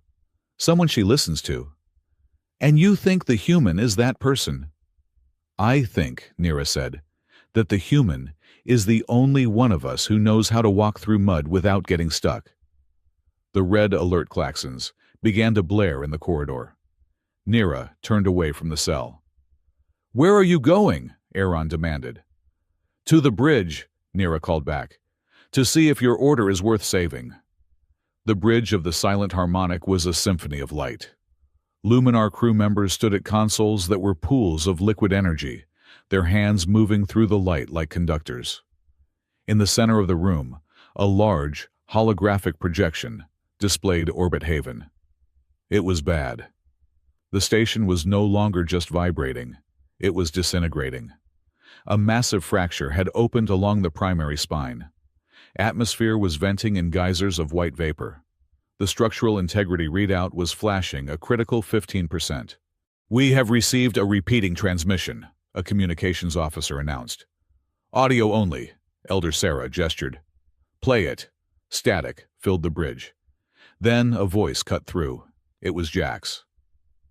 "Anyone out there that is rusted Halo main support beams are gone. We have 300 civilians trapped in the central hub. Seals are failing. We are losing pressure. If anyone can hear this, tell the doc." The audio garbled into white noise, then returned for a brief second. "Tell the doc he left his tab open. And damn it, help us." Silence fell over the bridge. Rowan stood beside Arya. His fists were clenched so hard, his fingernails cut into his palms. He did not say a word. He did not beg. He stood with the rigid posture of a man watching an execution. He was powerless to stop. Arya looked at the hologram. She looked at the tiny, fragile metal box, floating in the violent purple currents of the storm. "Elder Sarah," Arya said, her voice trembling. "We have to help them." Sarah looked at the projection, her face a mask of ancient sorrow. "We cannot, child." "We are right here," Arya shouted. "We have tractors, we have shields. We could stabilize the hull." "The oath," Sarah said gently. "We shall be the wind that steers the storm. not the hand that builds the house. If we intervene directly, if we use our technology to hold a species' structure together, we alter their destiny. We create dependency. We become gods to them. And history has taught us that gods always end up destroying their worshippers. "They are going to die," Arya cried. "In 10 minutes they will all be dead." "Then they return to the flow," Sarah said. "It is the way of things." Rowan stepped forward. He did not look at Sarah. He looked at the hologram of the dying station. "Jax," he whispered. "Kale, the little girl with the broken arm I treated yesterday." He turned to Arya. There were no tears in his eyes, only a bleak, devastating acceptance. "It is okay," Rowan said. His voice was cracked. "You do not have to do this. I understand. It is math." "No," Arya whispered. The word math hit her like a physical blow. She saw the mud on his boots. She saw the ghost of the people he had left behind on Ortis 4. She saw the pain he was hiding behind his stoic mask. She realized with a clarity that burned brighter than any star that she could not let him carry that weight again. She could not let him add Jax to the list of ghosts. "Screw the math," Arya said. She turned to Sarah. "The oath says we cannot build their house, but it says we can steer the wind." Sarah tilted her head. "Yes." "Then I will steer it," Arya said. Her voice gained strength. "I will not hold the whole sector. I will not try to balance the Vega system or the core. I am going to go down there, and I am going to wrap the storm around that station. I am going to create an eye for the hurricane so that they can weld the cracks themselves." Arya Sarah warned, "To focus the throne on such a microscopic point, it requires precision we have never attempted. You will be using a supernova to light a candle. If you slip, you will crush the station instantly." "I won't slip," Arya said. She turned to Rowan.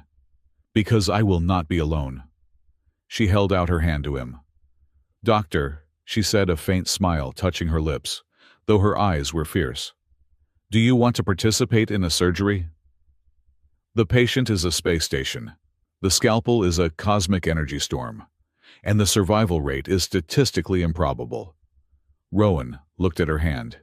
He looked at the woman who was offering to defy her entire civilization and the laws of physics just so he wouldn't have to mourn a bartender. He let out a long, shaky breath. "I am going to need a lot of coffee after this," Rowan said. He took her hand. Sarah watched them. She looked at the connection between them, the human and the luminar, the dust and the star. She thought of Aaron in his cell, terrified of contamination. And she realized that perhaps contamination was just another word for alloy, stronger metal. "Very well," Sarah said. She turned to the crew. "Prepare the throne room. The air is ascending." She looked back at Arya. "But remember this, Arya. Once you open the door to the storm, you cannot close it until the work is done. If you falter, if you let fear in, you burn." "I know," Arya said, tightening her grip on Rowan's hand. "That is why I am bringing my anchor." "I am not an anchor," Rowan corrected as they walked toward the lift. "I am a doctor, and I am technically off duty." "Not anymore," Arya said. "This shift is going to be a long one." They stepped into the lift. The doors closed, sealing them together, as they ascended toward the apex of the ship, toward the chamber where the universe waited to be spoken to. The apex chamber of the silent harmonic was not designed for human comfort. It was designed for exposure. There were no walls here. The ceiling arched high, a crystalline dome that seemed paper-thin, separating the interior atmosphere from the violent vacuum outside. Directly in the center of the room, the floor dropped away into a circular abyss. It was not a hole. It was a lens. A focusing aperture that looked straight down into the heart of the starstorm raging below. The light rising from the pit was blinding a churning violet soup of ionized gas and raw gravitational fury. It roared even through the dampening fields, a sound that vibrated in the fluid of the inner ear. "This is not a throne," Dr. Rowan Hale shouted over the din, shielding his eyes. "This is a blast furnace." "We call it the Well of Light," Elder Sarah said, her voice somehow cutting through the noise without shouting. She stood near a console that looked less like a computer and more like a pipe organ made of glass. "It is where the heir surrenders the self to become the conduit." Nira was busy strapping a harness onto Rowan. It was a heavy, industrial-looking rig that anchored him to a stanchion near the edge of the well. "Stop squirming," Nira grunted, tightening a buckle across his chest. "If gravity inverts again, I do not want to have to scrape you off the ceiling." "You are enjoying this," Rowan accused, wincing as she yanked a strap. "I am enjoying the fact that for once, I am not the one having to fix the engine while it is on fire," Nira said. She slapped a transdermal patch onto his neck. "Anti-nausea, high dose. When she opens the channel, your equilibrium is going to try to exit through your ears." A soft chime echoed through the room. Nira tapped her earpiece. "I have a patch through from the station," she said. "It is Jack's, one-way audio. He says the comms array is melting." She pressed a button on her wrist. Jax's voice, distorted by static and breathless with fear, filled the pristine chamber. "Doc, if you can hear this, look, I moved the good whiskey to the safe in the basement. If the roof goes, do not let the rescue team drink the cheap stuff. And hey, thanks for the tab. I mean for everything. Tell the heir she does not owe us anything. But if she pulls this off, drinks are on the house. Forever." The transmission cut with a sharp squeal of feedback. Rowan looked at the static-filled display. He felt a coldness in his chest that had nothing to do with the temperature of the room. It was the specific heavy coldness of losing a patient you knew you could have saved if you just had 5 more minutes. "He is preparing to die," Rowan said quietly. "He is preparing to endure," Arya said. She stood at the edge of the well. She had shed the white tunic and was wearing a suit of woven light fiber that clung to her like a second skin. It shimmered with every breath she took. She looked terrifyingly regal and utterly terrified. "He believes we have abandoned them," Arya said, looking into the violet abyss. "He thinks the kid is safe on a spaceship while he holds up the roof." "He knows you," Rowan said. "He knows you do not run." "But I did run," Arya whispered. "For 3 years I ran." Elder Sarah stepped forward.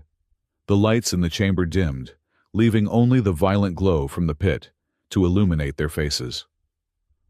"The time for running is past," Sarah said. "Doctor, listen closely.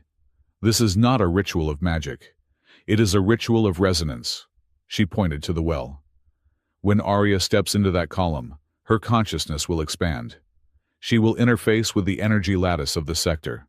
The storm will pour into her mind. It is loud. It is the sound of dying stars colliding asteroids and the magnetic screaming of the void." Rowan looked at the swirling chaos. "Sounds like a headache." "It is madness," Sarah corrected gravely. "The danger is not physical. It is psychological. When a mind touches that much power, it loses perspective. It sees the galaxy as a flowchart. Lives become numbers. Tragedies become statistics. That is how the previous heir died. He tried to balance the equation of 1,000 worlds, and he forgot that he was a person." Sarah placed a hand on Rowan's shoulder. Her grip was surprisingly heavy. "That is why she needs you, Doctor. You are the point anchor." Rowan looked at the harness, then at the abyss. "I am just here to hold her hand." "You are here to remind her of the mud," Sarah said. Rowan frowned. "Excuse me." Sarah looked at him with eyes that held centuries of starlight. "Did you truly believe, Dr. Hale, that it was a coincidence?" "What?" "That the heir to the galactic throne just happened to walk into a bar on a forgotten mining colony, that she just happened to get injured in the one place where a disgraced military surgeon was hiding." Rowan felt a prickle of unease. "She said she was hiding. Ortis 4 is in the middle of nowhere. It is a good place to hide." The universe is vast, Sarah said softly.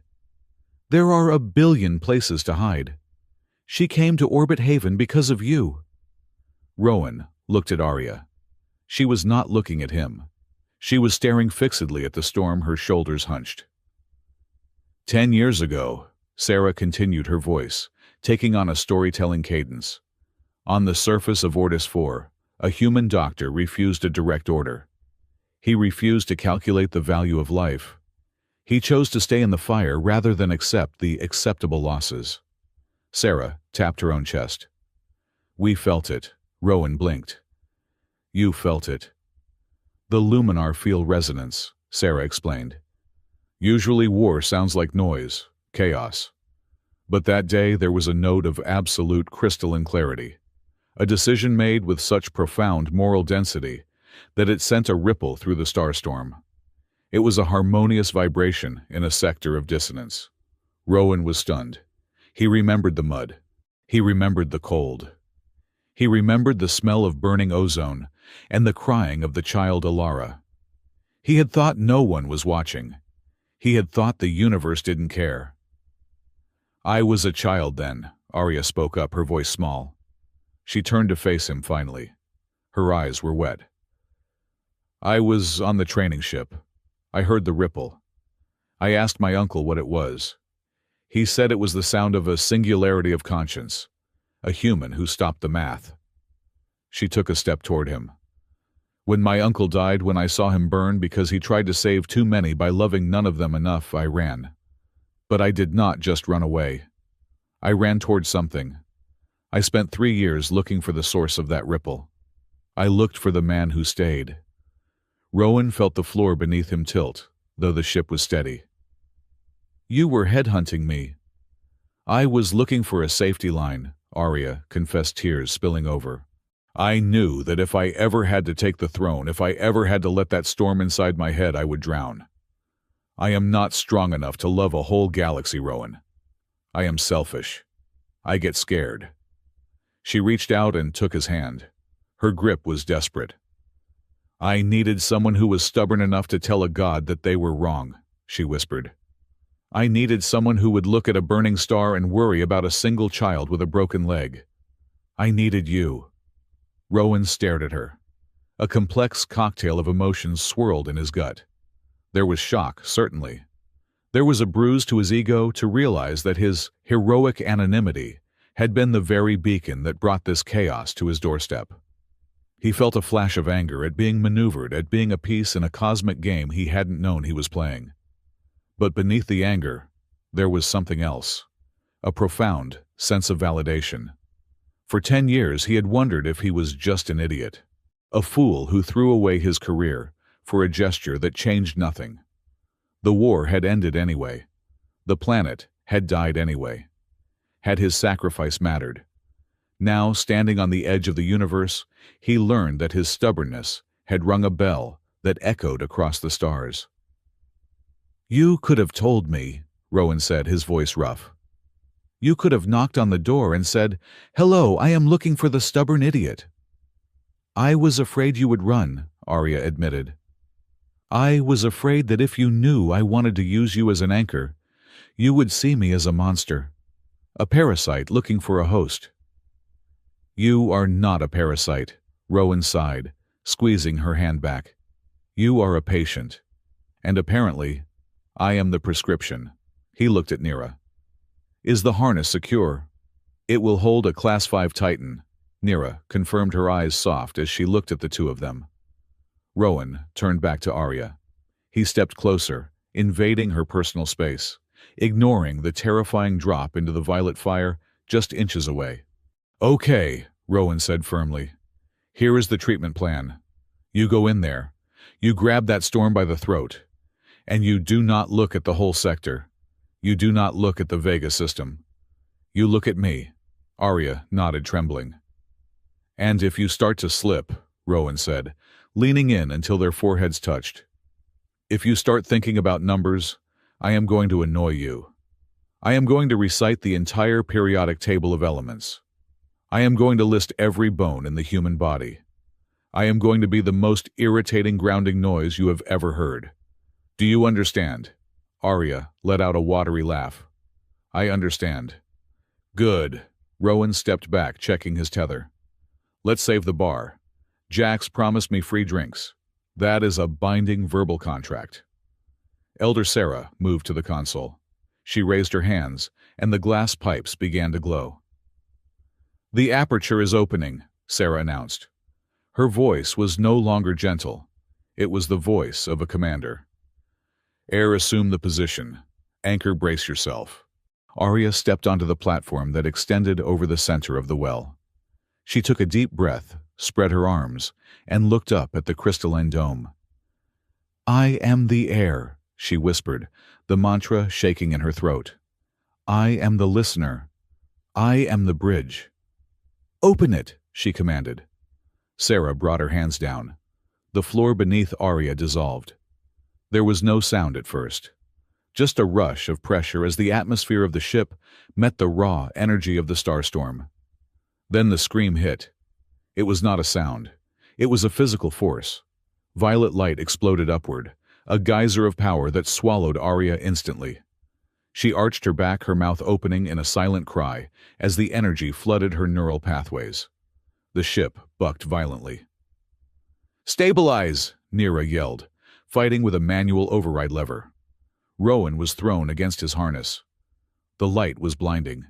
He couldn't see Arya. He could only see a pillar of fire where she had been. Arya! He shouted.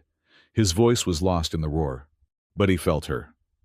Through the hand he had held through the connection Sarah had spoken of, he felt a sudden terrifying expansion in his own mind. He wasn't telepathic, but this was different. He felt her fear. It was vast, cold, and drowning. Too much, her mind screamed. Too loud. Too many voices. Rowan saw flashes not with his eyes, but with his brain. He saw the Vega system burning. He saw the trade routes. He saw billions of lives as tiny, insignificant sparks of light flickering out one by one. The math was overwhelming. The numbers were crushing her. Save the core. The logic whispered, a cold, alien logic that wasn't hers. Sacrifice the rim. Amputate the limb to save the body. No, Rowan roared. He grabbed the tether that connected his harness to the platform and hauled himself forward, fighting the G-force of the energy displacement. He reached into the light. It burned, a cold electrical burn that felt like frostbite. He found her hand. Arya! He screamed. Look at me! Inside the pillar of light, Arya was floating. Her eyes were white voids.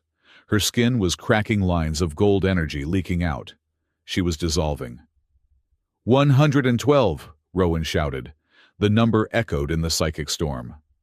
$112, Rowan yelled, reciting the first thing that came to his head. That is how much Jax owes the supplier for the synthetic gin. He keeps the receipt in a cigar box under the counter. Arya's head twitched. The white void in her eyes flickered. Jax. Kale. Rowan continued pulling her hand harder. The miner. He has a laceration on his left bicep.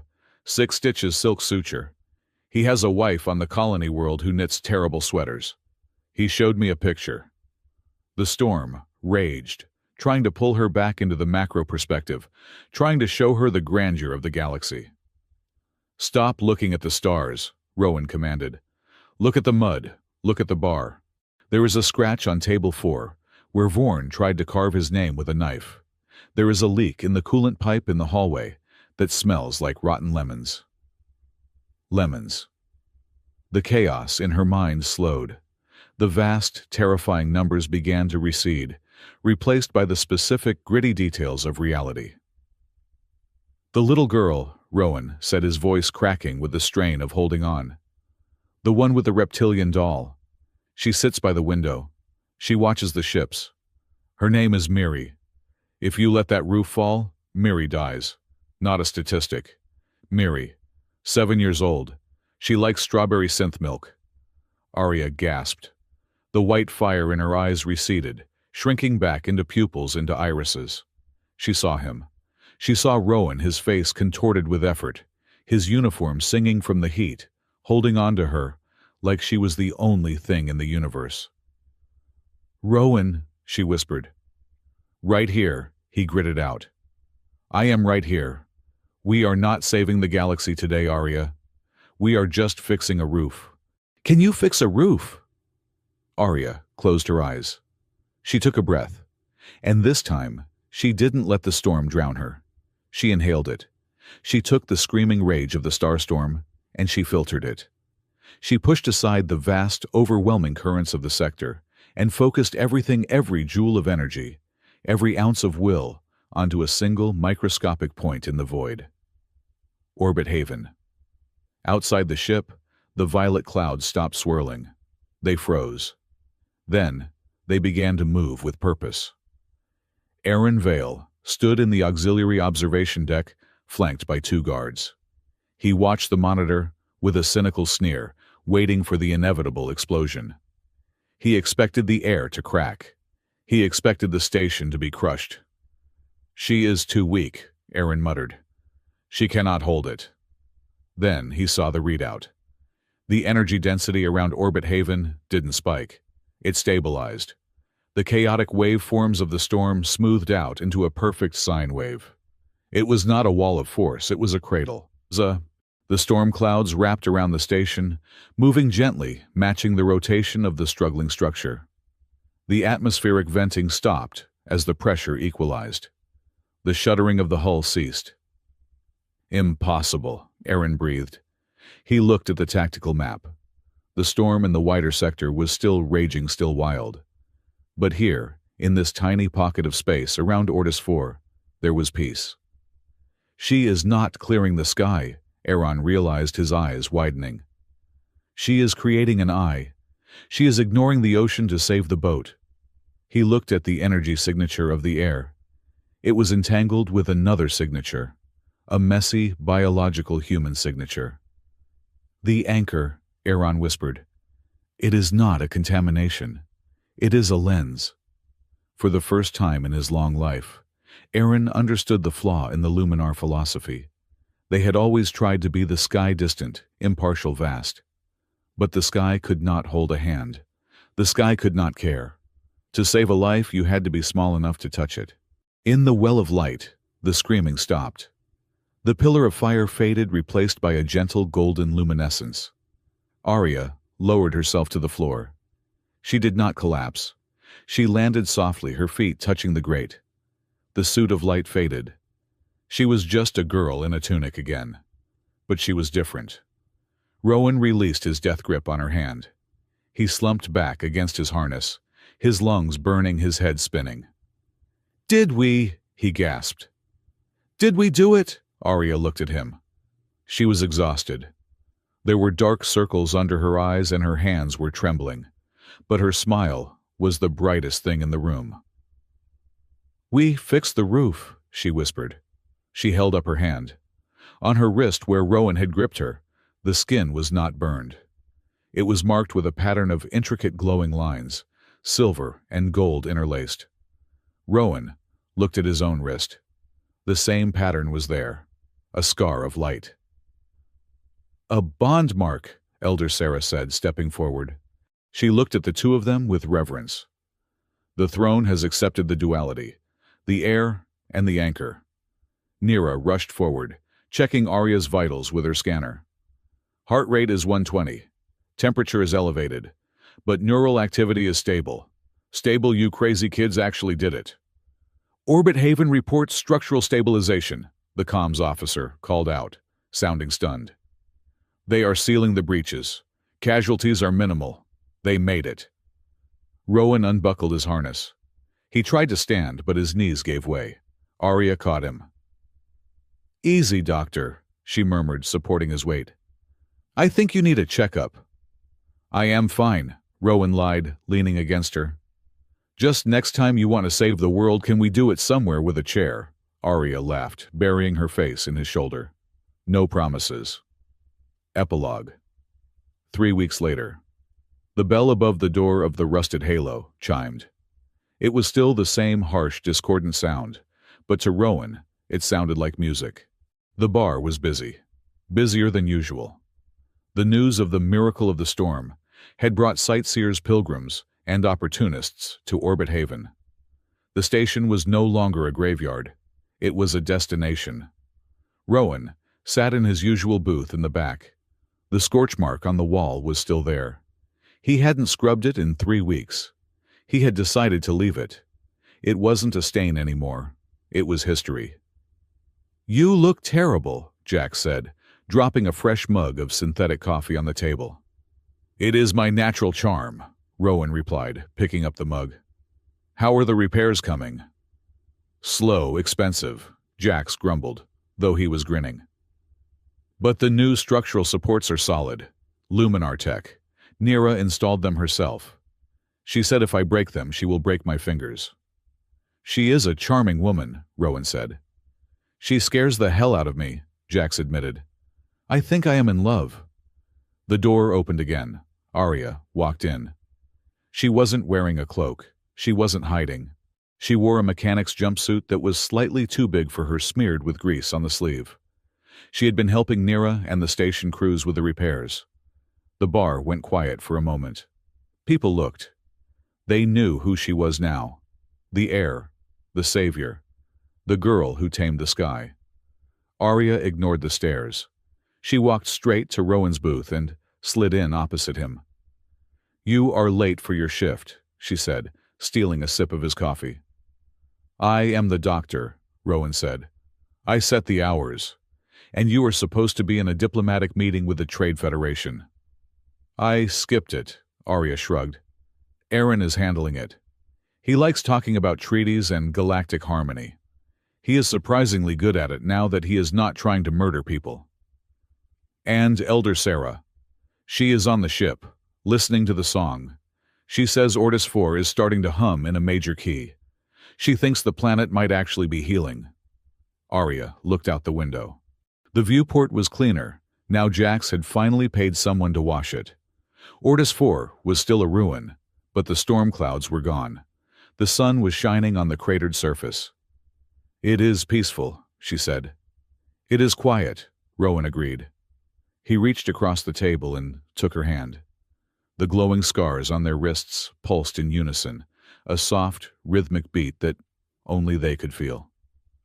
"Hey, Doc!" A shout from the front of the bar broke the moment. It was Vorn. The massive breaker yard worker was holding a bloody towel to his forehead. "I got hit by a hydrospanner," Vorn yelled. "It slipped," Rowan sighed. He drained his coffee and stood up. "Duty calls." "I will help," Arya said, jumping up. "You are the heir to the galactic throne," Rowan pointed out. "You do not have to hand me gauze." "I am also the point anchor's assistant," she grinned. "And I need the practice. My stitching is still crooked." They walked to the exam table in the corner. Vorn sat down, looking sheepish. "Sit still, Vorn," Rowan said, snapping on his gloves. "If you bleed on my clean floor, I am charging you double." Yeah, Vorn grunted. He looked at Arya, then quickly looked away, intimidated. "A nice day, Your Highness." "It is just Arya Vorn," she said, handing Rowan the antiseptic spray. Rowan began to clean the wound. It was a simple laceration. Routine. Mundane. "You know," Vorn said, wincing, as the antiseptic stung. "My cousin on the core world says you two are legends. Says you cracked the sky open and rewrote the laws of physics." Rowan threaded the needle. "Your cousin watches too many holovids. We just kept the lights on." Arya watched Rowan work. She watched his hands, steady, scarred, gentle. She watched the way he focused on the wound, treating a brute like Vorn with the same care he would treat a king. She smiled. She leaned in close to Vorn, her voice conspiratorial. "Do you know who is stitching you up, Vorn?" she asked softly. Vorn blinked, one eye open. "The doc." Arya's eyes shone with pride. "Do you know you are being patched up by the man who told the heir to the galactic throne that no life is acceptable to lose?" Rowan froze mid-stitch. He shot Arya a look of mock severity. "You are violating doctor-patient confidentiality," he grumbled. "That is a HIPAA violation," or the galactic equivalent? Sue me, Arya laughed. Rowan shook his head, but he couldn't hide the smile that tugged at the corner of his mouth. He finished the stitch, tied the knot, and snipped the thread. Done, Rowan said. Keep it dry. Come back if it turns green. Thanks, Doc, Vorn said, hopping off the table. He paused, looking at Rowan with a new respect. Thanks. Vorn lumbered back to the bar. Rowan stripped off his gloves. He looked at the station around him, the noise, the smell of cheap liquor, the people living their messy, complicated lives. He looked at the woman standing next to him who carried the power of a star in her veins, but chose to spend her afternoon in a dive bar. He looked at the scar on his wrist. He wasn't running anymore. He wasn't hiding in the mud. He was exactly where he was supposed to be. So, Rowan said, picking up a fresh scanner. Who is next? Arya grabbed a clipboard. We have a sprained ankle at table 6, and I think Jax burned his finger on the espresso machine again. Right, Rowan said, rolling up his sleeves. Let's get to work. Outside, the stars turned in their silent, infinite dance. But inside, the rusted halo, the music was loud, the drinks were strong, and the doctor was in. End.